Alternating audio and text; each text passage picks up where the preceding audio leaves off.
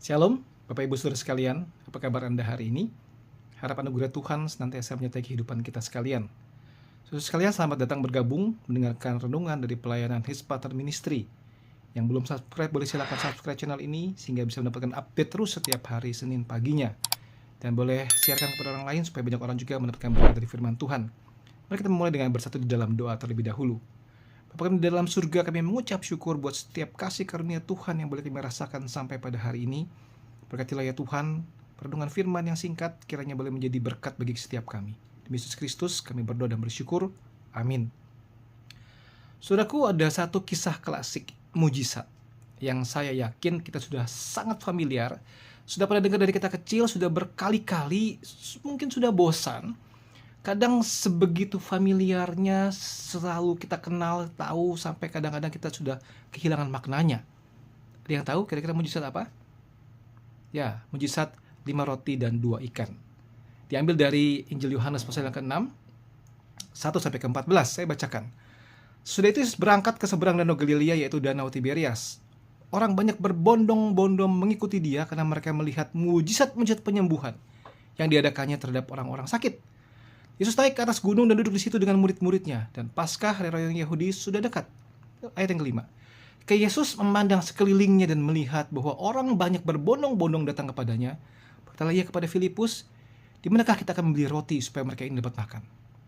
Hal ini dikatakannya untuk mencobai dia, sebab ia sendiri tahu apa yang harus hendak dilakukannya.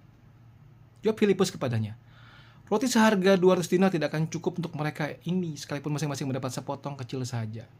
Yang ke-8, seorang dari murid-muridnya, yaitu Andreas, saudara Simon Petrus, berkata kepadanya, di sini ada seorang anak yang mempunyai 5 roti jelai dan 2 ikan.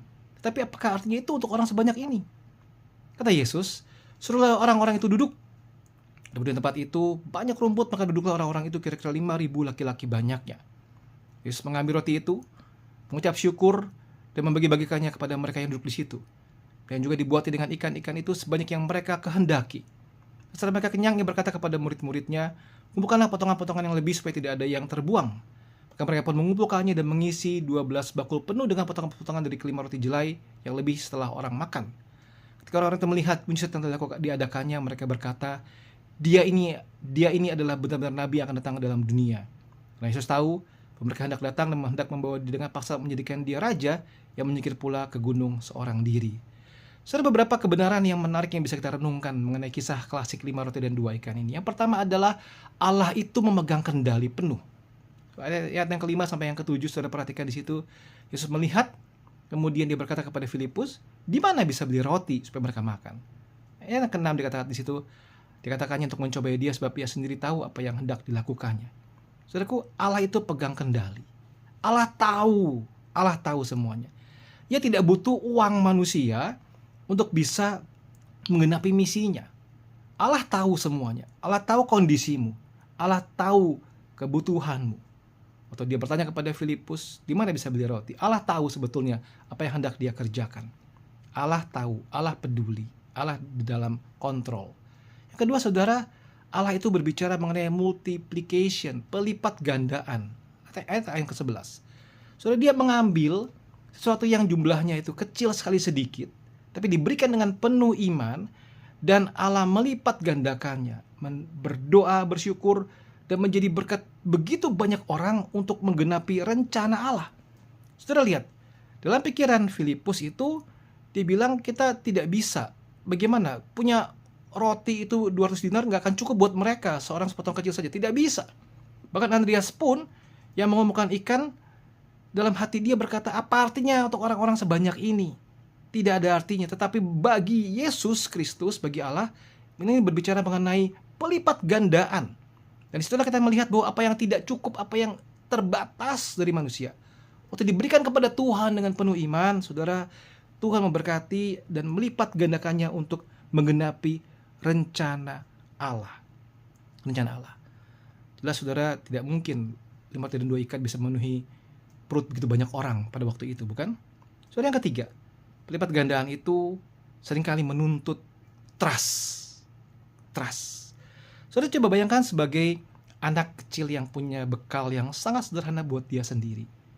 Saudara, Saya membayangkan waktu murid mungkin bertanya, siapa yang bawa makanan begitu ya. Anak itu mungkin dalam pergumulan, dia lapar, pengen makan, tapi ini om-om ini, para murid Yesus tanya siapa yang punya makanan.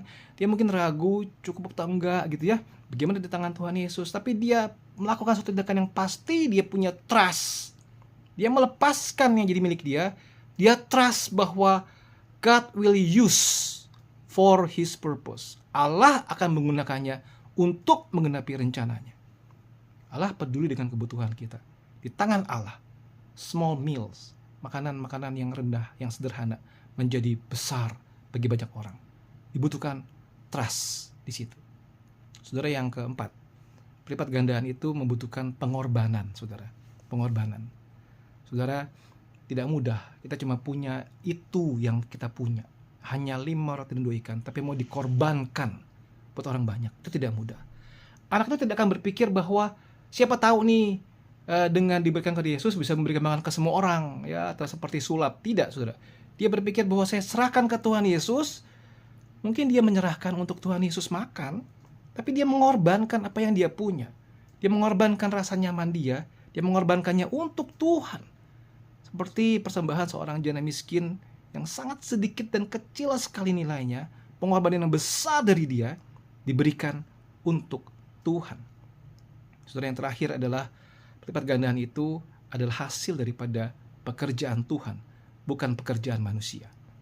Saudara, siapa yang hebat dalam kisah ini?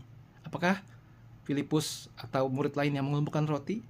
Apakah anak itu? Bukan, saudara. Anak itu dan para murid mencari, mengumpulkan, memberikan roti. Kemudian di tangan Tuhan, Tuhan yang berkendali, Tuhan yang bekerja, dan Tuhanlah yang menyebabkan terjadinya pelipat gandaan. Semua berbicara mengenai God's work, pekerjaan Tuhan. Jadi bukan hebat kuasanya kita, tapi karena pekerjaan Tuhan. Sehingga saudara, dari 5 hal itu saya mendapatkan 3 hal yang saya renungkan, yang saya pikir kita juga perlu renungkan. Yang pertama adalah di dalam hidup kita percayalah bahwa Yesus Kristus Allah itu punya belas kasihan. Dia tahu segala yang menjadi kebutuhan kita, sehingga kita tidak perlu khawatir. Saudara, dia tahu yang menjadi kebutuhan orang-orang banyak pada waktu itu. Jumlahnya bisa puluhan ribu sebetulnya. Orang banyak membutuhkan makan. Allah tahu itu yang basic needs-nya mereka. Dan Allah memberikan itu. Allah, Tuhan Yesus, punya belas kasihan. Sehingga jangan khawatir. Jangan khawatir. Saudara, renungan yang kedua yang saya pikirkan adalah Yesus bisa memakai orang lain untuk memberkati orang lain lagi. Dalam kisah ini, saudara, Yesus melipat gandakan persembahan anak kecil itu untuk menjadi berkat bagi begitu banyak orang. Saudara, maukah kita dipakai Tuhan? Persembahan kita yang terbatas, apapun itu, diberkati oleh Tuhan untuk kemuliaan Tuhan, jadi berkat bagi banyak orang. Pertanyaannya adalah, apakah maukah kita, relakah kita dipakai Tuhan?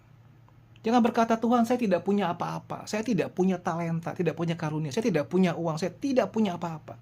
Saudara, Tuhan berkata, apa yang kau miliki saat ini, hidupmu pun diserahkan kepada Tuhan, diberkati oleh Tuhan, akan jadi berkat bagi begitu banyak orang. Sebagaimana persembahan yang sangat sederhana, 5 roti dan 2 ikan tadi, diberikan kepada Tuhan Yesus, diberkati menjadi berkat begitu banyak orang. Dan perenungan yang terakhir yang saya pikirkan adalah, nothing we face here on earth is too big for God. Betul? Amin, saudara? Tidak ada di dunia ini yang kita alami, yang kita hadapi itu yang terlalu besar bagi Tuhan. Oh Tuhan, masalahku terlalu besar sekali, tidak mungkin bisa selesai. Percayakah kita bahwa tidak ada hal dalam dunia ini yang bagi Allah terlalu besar? Dr. Futato mengatakan begini, when God bless his people, he bless them abundantly. Waktu Allah memberkati umatnya, Allah memberkati umatnya dengan limpah. Dengan limpah. Pertanyaan adalah, percayakah kita? Saudara, itu engkau mendapatkan mujizat. Apa yang sedang kau gumulkan saat ini? Berdoalah kepada Tuhan, serahkan apa yang kau miliki untuk Tuhan, dan percayalah bahwa Tuhan akan bekerja. Tuhan mau memakai hidupmu, Tuhan memakai uangmu, memakai dirimu, tenagamu, untuk menjadi berkat bagi begitu banyak orang, sehingga nama Tuhan dimuliakan, misi Tuhan boleh terjadi. Maukah saudara? Tuhan Yesus memberkati. Amin.